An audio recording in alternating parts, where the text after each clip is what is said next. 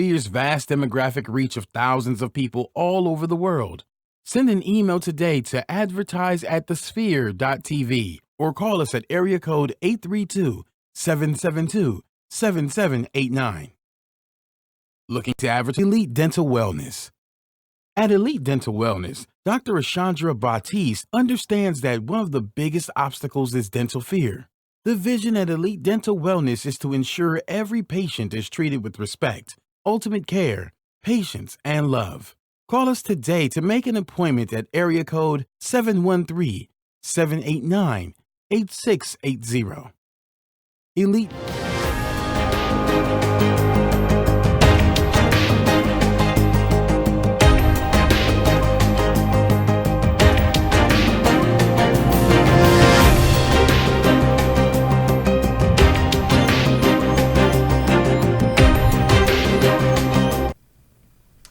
Everybody, and welcome to your favorite legal podcast, InJustice. I am attorney Kyra Coffey here, and we have some amazing topics with my co-host, Alicia. Hello, everyone, and thank you and welcome back, Kyra. I'm excited to be here. I know you guys miss us because I've missed you. Again, my name is Alicia Ford, your co-host here on InJustice. You can find me on Twitter and Instagram at AllieOnSphere. Kyra, where can they find you? You guys can find me on Instagram at attorney_coffee, and that's COFFEY. Like the drink, but different. But sweeter. Yes. So let's go ahead and jump on in. Yes, we're going to start off in the South, and we're kind of going to end in the South this episode of InJustice today. But let's start in Alabama. Okay. So recently, there was a teen who turned down a 25-year plea deal and gets sentenced to 65 years instead. And what does he do? He laughs and says he doesn't have time for this. So Lakeith Smith, 18, was originally handed a 25-year sentence for felony murder, armed burglary, second-degree theft, and third-degree theft. Instead of accepting the plea deal, he was then sentenced to 65 years. Now, I saw on Facebook some people were saying, how did he get charged with murder when the facts of the situation are that his accomplice was actually the one who was killed in the situation, and he was killed by a police officer. What I had to explain to someone is that what felony murder is. What is it? Felony murder, if you don't know, is if you're in the midst of committing a crime and someone in that action there dies or is injured, you are then charged with that assault or murder. Gotcha. And so in this case, him and his accomplice were pointing guns and shooting at the police who had come to the scene of this burglary. And the police shot back and killed the accomplice. And so, therefore, the officer was not charged. He did not do anything wrong in the situation, honestly. And this guy, Lakeith Smith, was instead charged with the felony murder. I'm really kind of disturbed by his response in saying that he honestly did laugh, and he was quoted by saying that he doesn't have time for this. I'm just baffled by his lack of respect for his own life or concern for his own life.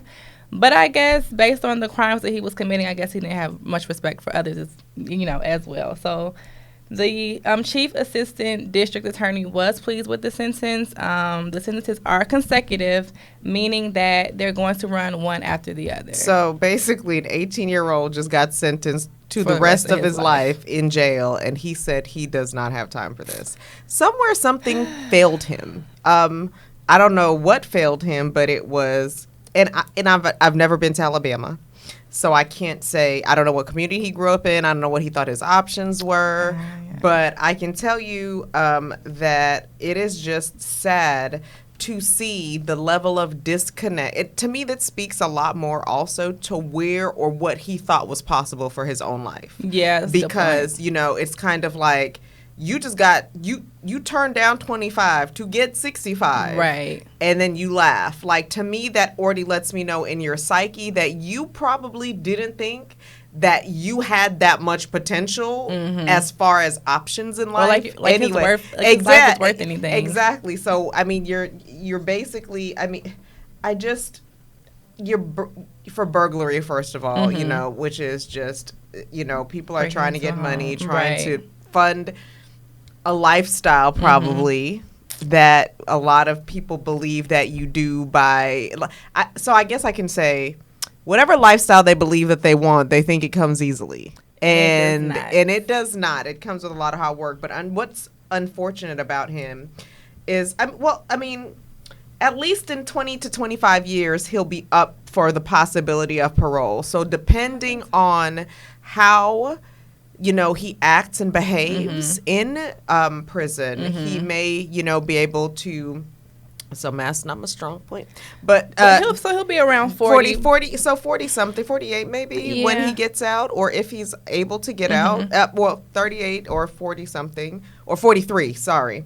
And so my fear is you've just spent your entire life in prison, so you at one point stop functioning in society. Exactly. And 25 years is a long time, especially at the rate that we're progressing. Exactly. And my fear is more so for recidivism, in that you get out, you can't cope, which is what a lot of times has happened with, as we know, minorities make up a greater percentage of the prison population. Right. They get out, and there's this thought that I don't know how to deal with this world, the free world.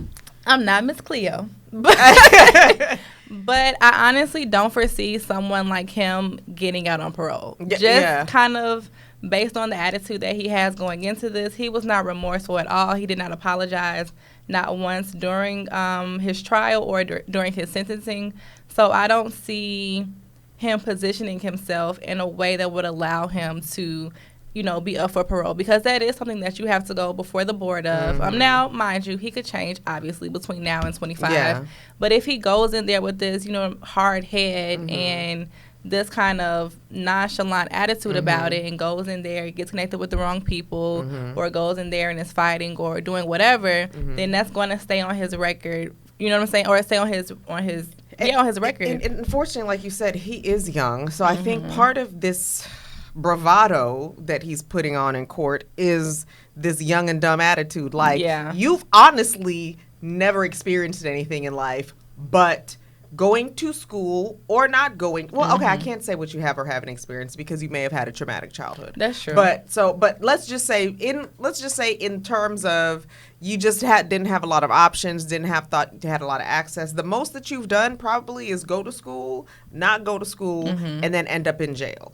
So, unfortunately, this is another black man lost, and I'm sad about it. I wish somebody would have said to him that you have options, and I wish that we would start telling our young black children that the options that you think aren't available are the ones that, well, not even the options that you don't want to do. School ain't for me. Dude, what? And then the thing, I sit back and I look at, and I'm seeing the young man whose life was lost, his name was Adante Washington. He was only 16. The other 4 suspects, one was 23, one was 22, and the other was 22. So that means to tell me that the 2 people in this crime that got the worst outcome, which is death or the longest sentences, were the youngest ones. Because they didn't have any sense. But this 23-year-old, this 22-year-old, and this other 22-year-old already knew how the game goes. They were like, look, I'm going to go ahead, take this plea deal. Exactly. I'll probably be out in 10 years. I'll be 35 by the time I see the light of day again. Exactly. Cool. Exactly. They did not see that you're actually going to spend real time in here. Yeah. And I don't know who his attorney was. That's what I'm saying. Like, so he hasn't had a public defender. I don't know. He had a public defender. I don't know who his attorney was. Yeah. And still, I'm not even going to fault the public defender, because sometimes people are just hard-headed and they want to roll the dice. Yes. So, I mean, And as an attorney, even though you may want something else for your client, if they say no, they want this, and they want to take that risk and gamble and go to court, that's what you have to do. That's what you have to do. And unfortunately, he gambled and lost and laughed, I guess. But the court system is having the last laugh on this one. So, yeah, that's pretty awful. They said his grandfather was there, and that they did have compassion for his grandfather, and that because of this young man's stupidity that they've lost him for now 65 years. But just interesting, did he have any other family there? And that may, go to show what his lack of system, support. His Exactly. support system was, Well, now that we've wrapped that up, let's talk about just who supported and who sponsored that. Yes. That interesting article that we just talked about. This portion of the show is sponsored by the Houston Housewives of Finance. Did you know that only 4 states in the United States offer financial education? 33% or more than 77 million of Americans don't pay their bills on time. 39% of Americans carry credit card debt from month to month, and 39% of adults say that they don't have enough savings. Don't become one of these statistics. Let Houston Housewives of Finance advise you on increasing your cash flow and becoming your own money manager by scheduling your complimentary personal financial strategy. Contact Houston Housewives of Finance today at 1-844-700-4463 or email them at info@housewivesoffinance.com. Ask them how you can participate in a complimentary financial literacy workshop near you. Houston Housewives of Finance are the new faces of the new age of financial services. All right. So now that we had a little downer with that one, but hey, now we told you guys how to get your money right. Yeah. We're back up in spirits. Back up. Only to talk about some more foolishness. Okay. This is kind of another story, another face on something that we're not really surprised by. But hey, let's just get into it. So, did you guys know that the sheriff of America's deadliest police force was caught on camera admitting that killing suspects is better financially? So, this was recently discovered video of a California sheriff talking to law enforcement officers shows Kern County chief lawman explaining that killing citizens is better than wounding or injuring them because it costs less money and makes the family go away. Now, the crazy thing and why this is called the deadliest county is because they only have a population of about 875,000 people. That was in 2015, and they were responsible for more deaths than any other county in America. That's including New York, California, Chicago. Like, they had less people, but they killed more at a more rate. So I watched the video, and the sheriff, or what is, yes, he was saying that, his words were taken out of context. No, sir, you said exactly what you said, and you were quoted as saying, you know what happens when a guy makes a bad shooting and kills somebody? $3 million and the family goes away. So it's like, okay, let's weigh the scales here. Let's kill them or let's injure them. Well, if we kill them, we just have to pay the family a little bit and then they'll go away. Or if they're injured, then we have to pay them and support them for the rest of their life. Which one is going to tip more in the scale? Which one is better for all of Americans and our financial state? Let's just kill them and get rid of them. Why? Because they're criminals and they're bad people anyway. Can we just get rid of him and he can go away? I mean, the thought of the callousness that has to go into this. With a town, let's talk about that. With a population of less than 1 million people. Yes. Like, y'all, I think there are only like 4-point-something million people in Houston. So the town is only a fourth of Houston. Yes. So, I mean, when we think about it, that might just be Houston proper. With the 1,875,000, you might be able to go out to Sugarland. You know, I mean, you might be able to go out there, and you're telling me that for every 100,000 people, they killed 1.5 people. So, I mean, that is crazy. And to think that this is someone who's been a sheriff for, more than a decade.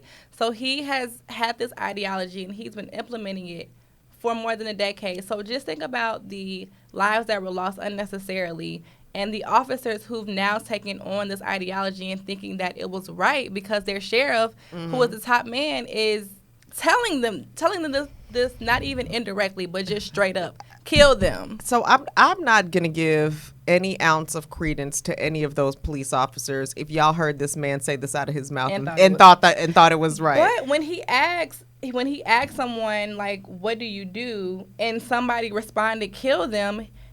Someone from one of the officers, right. He asked the question, they responded, yelled out, killed them. He said, absolutely.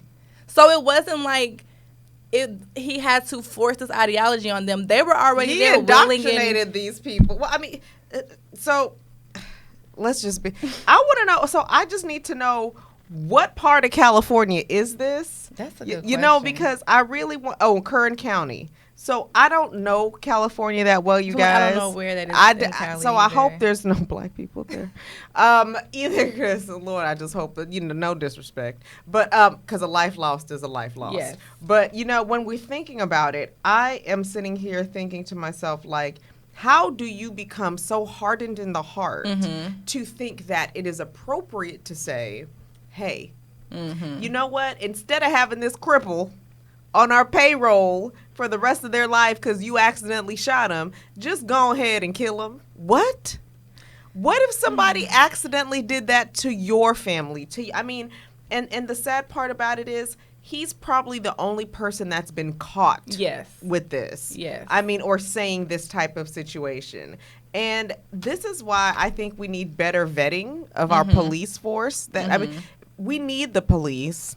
We do not need mentally ill police. We do not need overtly biased police. Right. We don't need people who don't value the lives that they're protecting, which is what we continually find. And what we're seeing here is just, sir, stop. This is what we keep complaining about. This is why we keep saying, something's got to change. Something's got to be done a little better because I just can't. And this is why local elections are so important. This man is up for re-election against Chief Deputy Justin Fleeman, making this the first time that this sheriff has faced an opponent since taking office.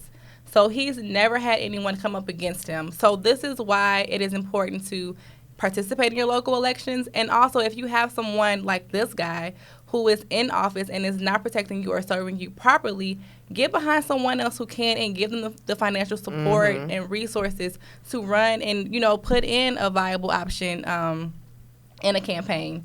So hopefully, although this new guy, Fleeman, has been endorsed by all three unions of the officers in Kern County Sheriff Department, hopefully I don't even understand why this guy is I feel like he should be fired automatically. I don't even know why he's allowed. Well, at this point, he just needs to be.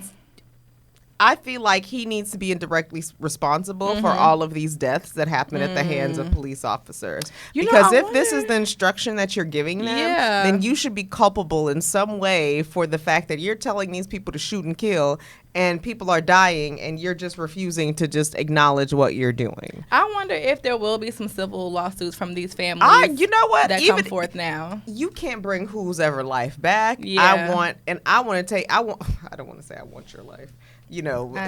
But I want you to pay and hurt as much as I've hurt or what the family would have hurt. So Mr. Youngblood, stop. That's it. With a name like that, I can know. see. Even though I did have a friend whose last name was Youngblood. But me too. But they were no killers. Right, exactly. But and just to think about it. And this just supports this. The article even says the shooting to kill is a tactic that has long been rumored as a mantra of officers across the country. And this quote that dead men tell no lies. That's the philosophy that has been employed. So they tell no lies and they're better for the economy financially. Awesome. Great. Well, I don't know what to say about that. It makes me quite upset. And we are still living in a time where we truly have to worry about our own lives because the police officers aren't even thinking about women either. And I don't want to say I'm glad that this has. First of all, I'm heartbroken that this is even a fact, but I'm glad that it's come to the surface because if this is what we're dealing with, then I'd rather be aware of it and it be brought to our knowledge than we ignorantly go about thinking that this is no longer the case. The invention of the smartphone is saving a lot of people's lives and bringing a lot of people to justice. But what I'm going to tell y'all right now about InJustice Facebook Live is that we ask you to subscribe to our show on all the major platforms, including iTunes, SoundCloud, Google Play, and Stitcher.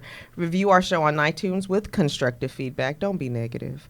Share this on Facebook Live and the entire show with your family and friends. Donate to our mission to bring enriched content and enriched and inspiring content every week. And you can donate to us at www.thesphere.tv/donate.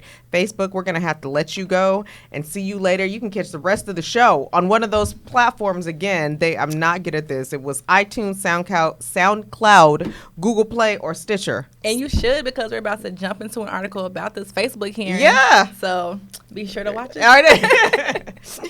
All right. So what about this Facebook hearing do I need to know? Okay. So before we go into the article, just to catch some people up to speed, because a lot of people kind of are like, wait, what's going on? So Zuckerberg voluntarily participated in a hearing on Capitol Hill this for 2 days this week. What's today? Thursday? So it was Tuesday. It was Tuesday and Wednesday of this week, where he was just drilled by several different congressmen and asking him questions. This originally sparked because of data that was not leaked, but was illegally obtained by Cambridge, and it was in violation of users' rights. And so that is what sparked this hearing. However, when I was listening to the hearing, they were kind of talking about any grievance that they had with Facebook whatsoever. So I think the problem is that because they'd been trying to get Facebook to come before them for years. And so he always declined or would send a representative.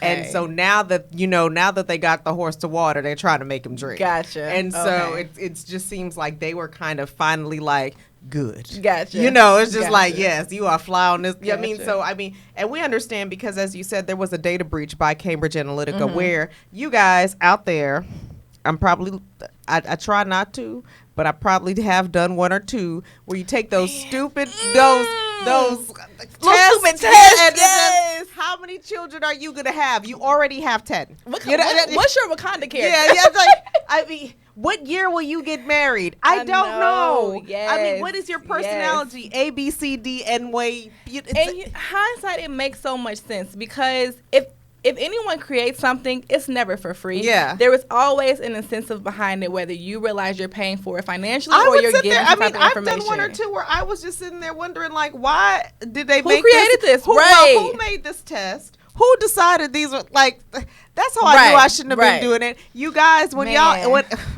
I saw somebody with a cover on their face. When y'all were doing those, downloading those, and they redid your faces for those covers. Makeup or something. Yeah. So, but either way, those are the kinds of things that happen with Cambridge Analytica. And so when you downloaded these tests and they, were on your phone as an app that had access to your data. Right. What they didn't also tell you, it wasn't just your data.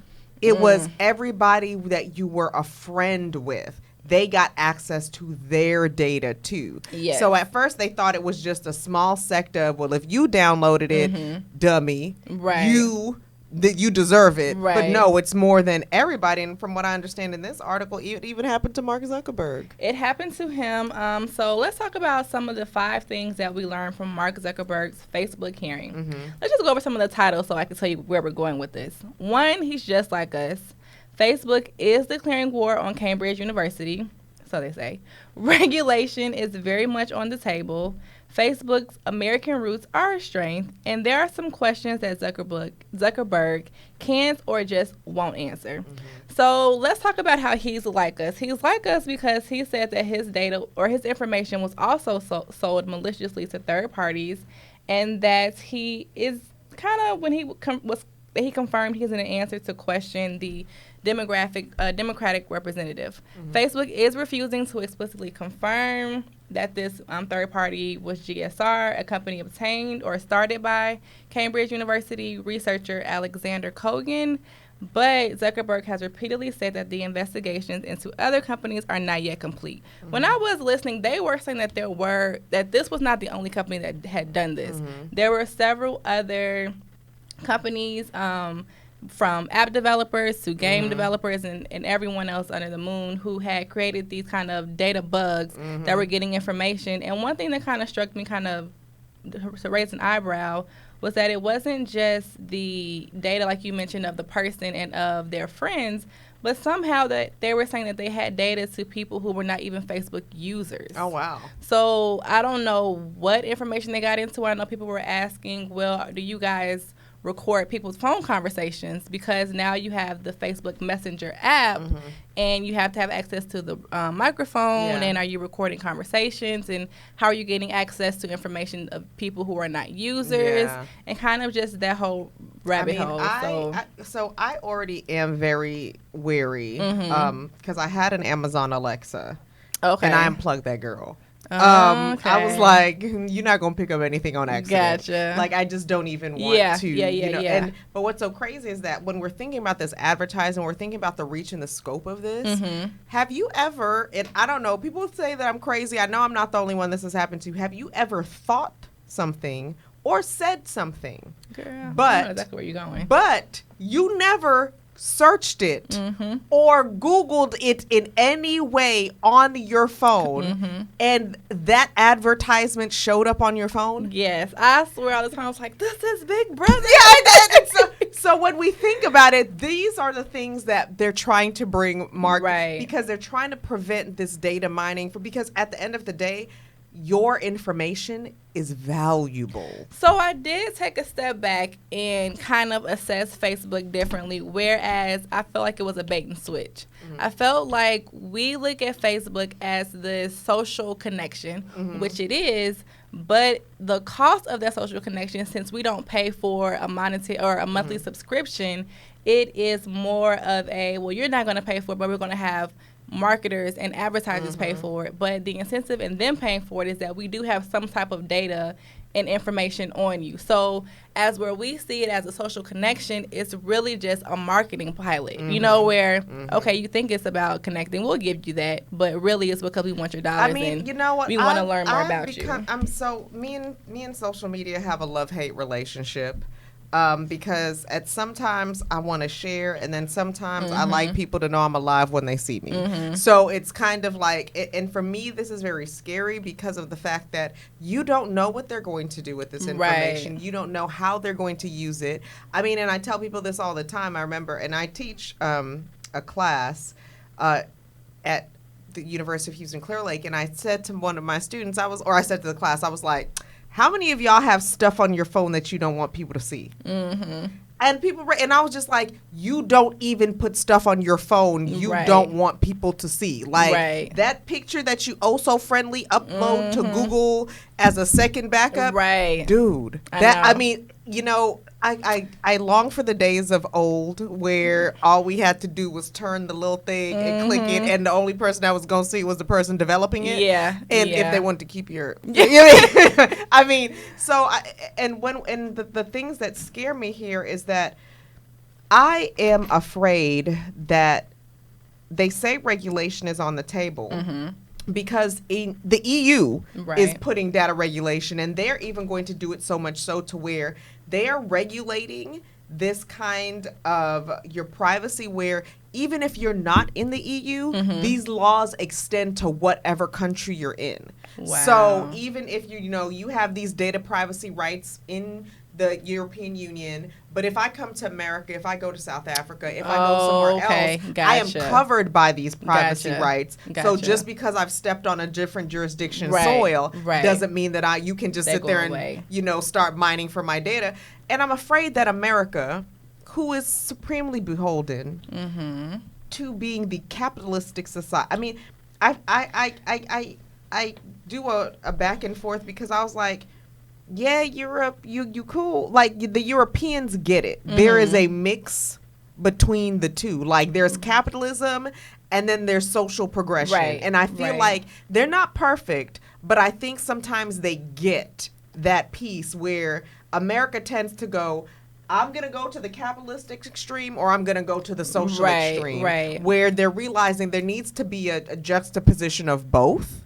And I don't think that lawmakers are going to allow this kind of data privacy law because they're going to have too many lobbyists who are going to pay for too many campaigns. Exactly. And in comparison, when we think about the campaigns in Europe, they're not long. They're like 30 days. No. And then the thing that kind of scares me is more so when I was listening to the questions and just how these congressmen were talking and these political, elected officials that we have, their knowledge of the internet and technology and how it works. So when you put the power button on your phone, it was so minimal. So to think that they'll be the ones that will be creating these regulations. These are the same people who still try to regulate my ovaries. I mean, so I don't expect much from them. And this kind of being on the tail end or the back end of net neutrality and, getting away with that and just I don't want to say the fear behind that, but like that capitalistic mindset and having these companies rule everything. And then what type of regulations are we now trying to put on privacy and data protection and things like that? And who's going to manage that? I shouldn't, because I feel like when I went to the library and used an encyclopedia to search for something, it did not get everything that I was thinking about in my head. It did not get to store Alicia, my search in the book. Not going back to I know, but my point is, it should be analogous to that. If I opened the encyclopedia to search for something, you didn't get to keep my search term. I wrote it down on a piece of paper. I copied what I needed to copy, and I went, when I did these things, you did not get to keep and mine that data that I was then searching for to use it or sell it. It was just, it's in my head. This is what I want to know. And when I think about it, that's kind of how they need to formulate these privacy laws, as you don't get to keep these search terms just because you provide the service. So I think that's kind of what they need to think about, especially with advertising and stuff like that, because that's the biggest thing. But then at that rate, I feel like and I agree with that. I do feel like history repeats itself time and time again. The law is always behind the advancements of society. And so if we get to the place where, we're not keeping and we're not storing these things, these companies have to get paid some type of way. And that's what we're facing with net neutrality. So if they're not getting paid by the user, then they're going to have to get paid on the back end by these marketers and advertisers. And if not, then we're going to have to incur some monthly subscriptions or fees or whatnot. And then you get to this kind of balance beam of, how much do we charge, and then do we want this class of people to have access to it and this class to not have access? I know that's sounds crazy, but it's possible. Right, exactly. It's possible. If we don't have these regulations, it's called capitalism. Just realizing that how this machine is really running and what's feeding it. Yes, you're able to use it. Somebody has to pay for it. Who's paying for it, and what are they getting for their money? I don't mind. I get it. I get it. The advertisers, this is what you search for. I don't want you to have, access to my shopping history. I don't want you to have access to possibly scan my emails. I don't want you to have that kind of access.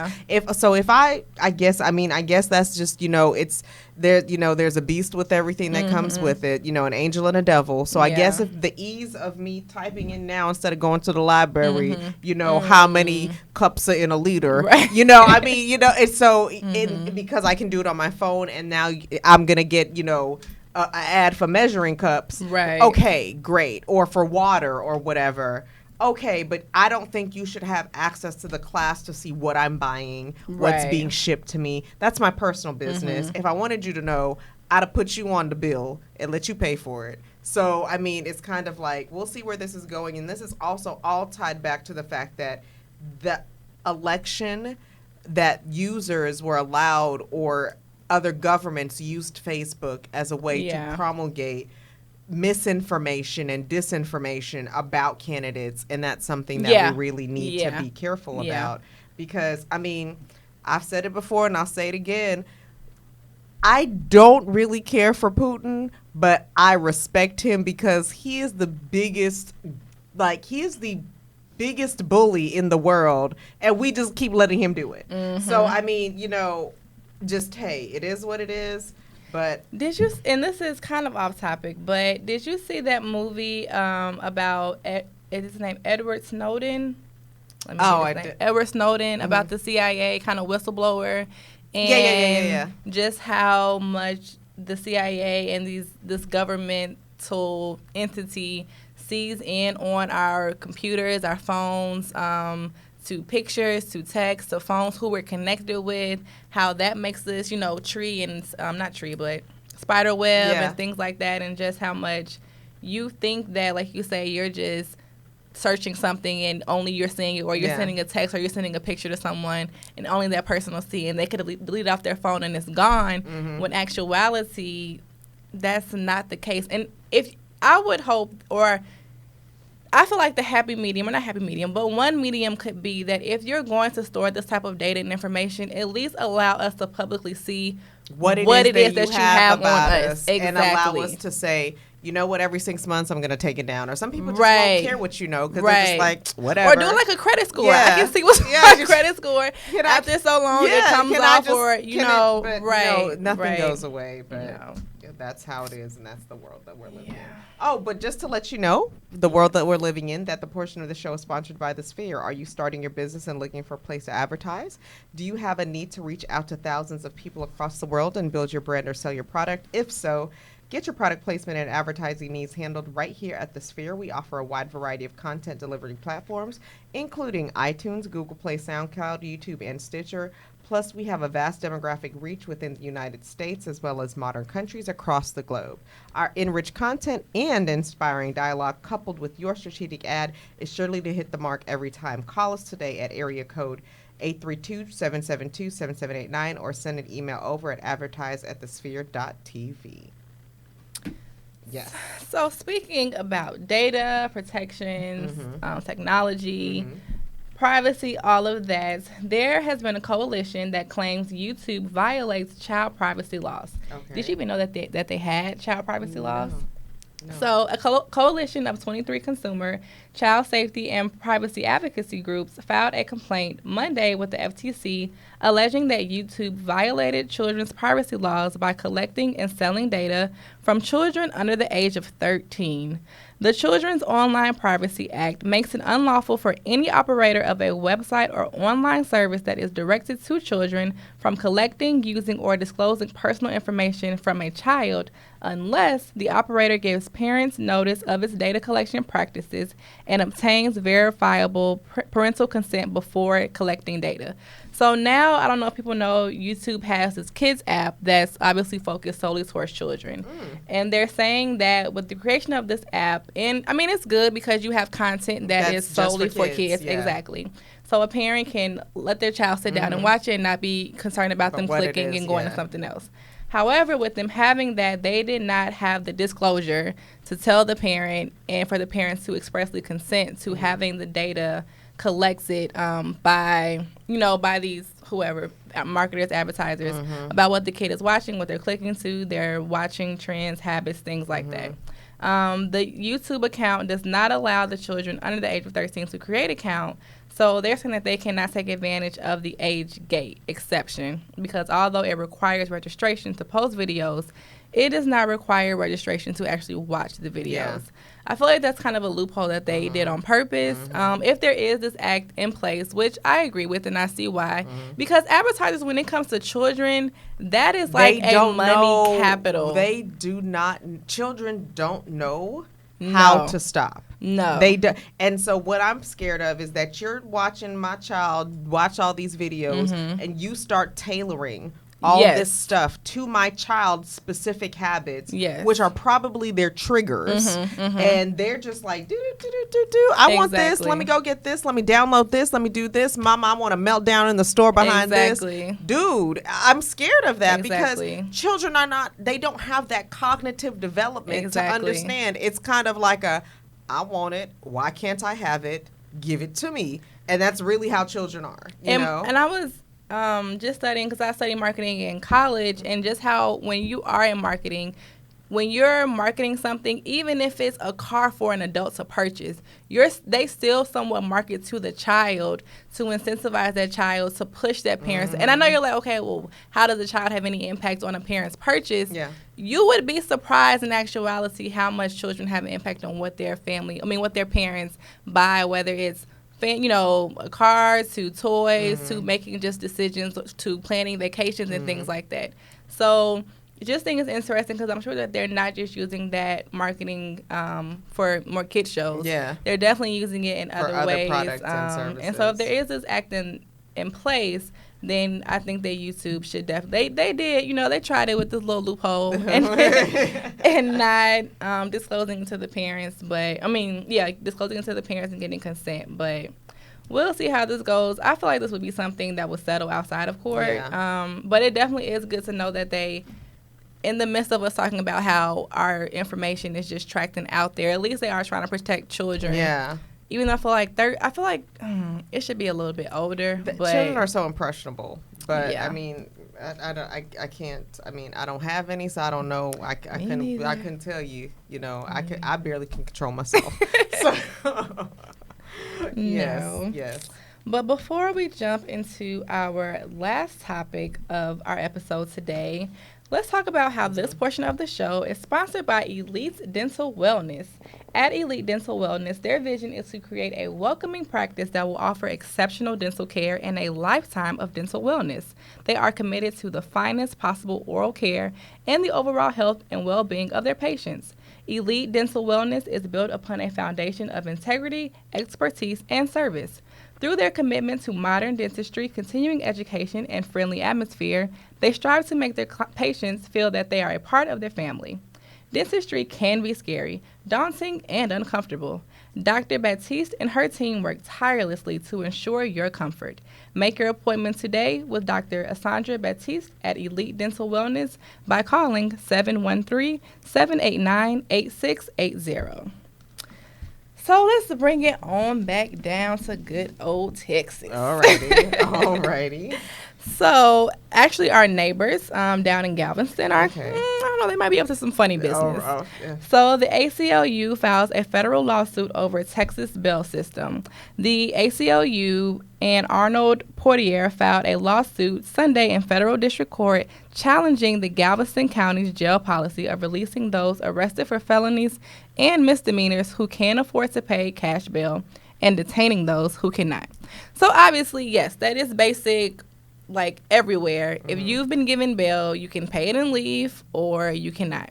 But they're saying that, according to the complaint, they set these amounts without any meaningful hearing. So you do have a bail hearing, and you can go before the court. They'll take into account your financial situation, ties to the community, previous, charges and things like that. But they're saying that they're not even having these hearings, which is pretty scary. How do you determine whether somebody can pay? And that's the issue. It's saying that because this one person who I think was behind initially kind of sparking this, and making awareness to this, name was Aaron Booth. He said that he had no attorney, number one, when the bail was set, which you should definitely at least have, try to get, if nothing else, a district attorney for, But he's saying that he could not, and because of that, he could not afford to pay the bill. He had no chance to explain his inability to pay. So that does sound really crazy, based on just basic rights, basic standards, procedures that you are supposed to have a hearing. That's a habeas corpus action, isn't it? Yeah. And so habeas corpus is like release the body. And so that's what it means. It's Latin. And so it's kind of like you would think of a habeas corpus action as meaning that you cannot unlawfully hold somebody or detain somebody with an unlawful bail amount just because. That's when you would file a writ for habeas corpus to say, hey, look, this bail is not set at an amount that is reasonable to my crime. Right. And the problem is that we have, because we're innocent until proven guilty, you've almost assessed guilt by keeping somebody in there and, them wanting to do whatever it is to get out. Whereas, if you would have set bail, reasonable amount, they had the ability to go back, do whatever it is that they need to do, hire an attorney, do so much more than that, then you are basically denying them their right to to equal access and fair treatment under the justice system. Because when you're held, it's not saying that they're treating this as being when you're held, you're guilty. Yeah. Whereas the bail is set so that if they don't think you'll come back, this money is kind of an incentive to make you come back to court. So it's not just saying, oh, you'll either pay this or not. It's a reasoning behind it. So to not have that hearing, to hear who this person is, what ability they have to pay, what their position is, like I mentioned, ties to community and things like that, then you're completely just saying, oh, you're guilty anyway, or we really don't care if you're guilty or not. We're going to hold you here. And then that kind of goes to some of the things we talked about in the past as far as what financial incentives are these jails getting for holding these people and things like that. And we know they've back to privatizing prisons and jail. Yes. So, I mean, and as the ACLU of Texas said, a system that requires people to pay to buy their freedom is not a system interested in dispensing justice. No. So you don't get to, you don't get to basically detain somebody is what they're doing, you know? And unfortunately, this is what happens all the time. And so if it's not done in the form of bail, then it is done in the form of inadequate counsel or inability to have proper or enough counsel. Yes. Where we're talking about court-appointed attorneys where there are not enough, so people just sit in jail. And at some point, you're going to get a high percentage of those people ending up in the prison system because they just want to get out of limbo. One thing that Harris County does, I don't know if they do it anymore, but I know a couple of years I knew this, that this is how they operated, and I did not like it, was that if you were arrested, let's say you're arrested for a charge, a misdemeanor, and they say, okay, let's say you get arrested on a Friday or a Saturday. You can go before the judge, and if you plead guilty, you can go home. If you plead not guilty, then you're going to have to stay here. Exactly. And I've known people to plead guilty just because they can go home, not realizing the impact and how hard it is in Texas to get something expunged or off your record. And so it's like you set people up for failure on these sometimes bogus charges just so that whatever incentive you have, you know what I'm saying, behind closed doors. And I'm just like, we definitely have to do better in Galveston, Harris County, just across the board with our judicial system, with our procedures, holding people accountable, such as this man, sheriff in Kern County in California.